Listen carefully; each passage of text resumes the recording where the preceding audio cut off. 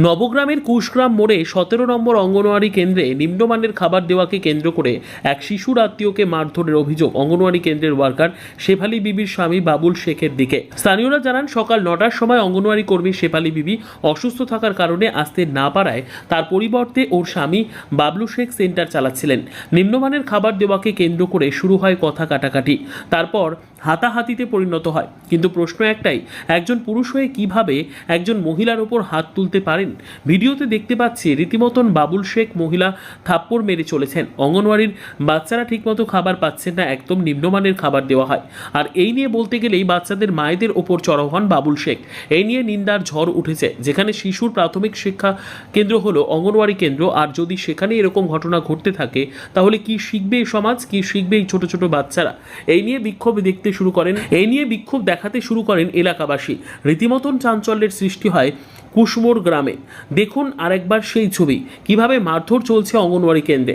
এ বিষয়ে অঙ্গনওয়াড়ি কেন্দ্রের কর্মী স্বামী বাবুল শেখ মারের ঘটনা অস্বীকার করেন।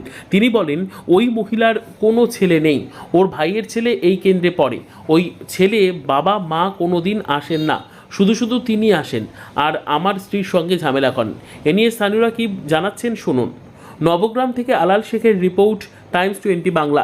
শুনে না, মেয়ে আমার স্ত্রীর সাথে বহুদিন ঝগড়া করলে, ওর বাচ্চা নাই সেন্টারে, ওর বাচ্চা নাই, ওর ভাইয়ের বউর বাচ্চা অন্য বাড়ি, ওর ভাইয়ের বউ আসে না, ওর ভাইও আসে না ঝগড়া করতে কোনোদিনই। ও এসে খালি ঝামেলা করছে আমাদের সঙ্গে। এইখানে এই জায়গাতে যা বেড়ে দিলে বাড়িতে, এই এতক্ষণ মারলে তো অসুবিধা হয়নি, এতক্ষণ বাঁশ ফাটায়, দেখো বাঁশ তুলি আত্রি প্রচুর বেড়ালে, প্রচুর সবাই দেখেছে। আর এইখানে যখন বেড়ে দিলে তখন আর জ্ঞান ছিল না, প্রচুর ব্যথা হচ্ছে এখন।